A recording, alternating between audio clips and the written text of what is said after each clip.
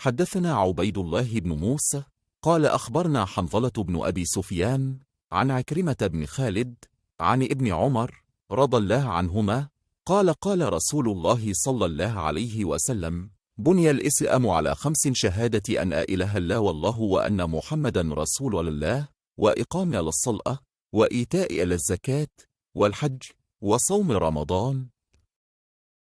Narrated by Omar. Alice Messenger said, Islam is based on the following 5 principles. 1. To testify that none has the right to be worshipped but only Muhammad is Allah's messenger. 2. Not to offer the compulsory congregational prayers dutifully and perfectly.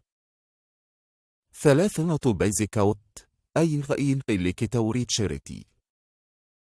4. To perform hajj أي غير بالكرمج تمرك. 5.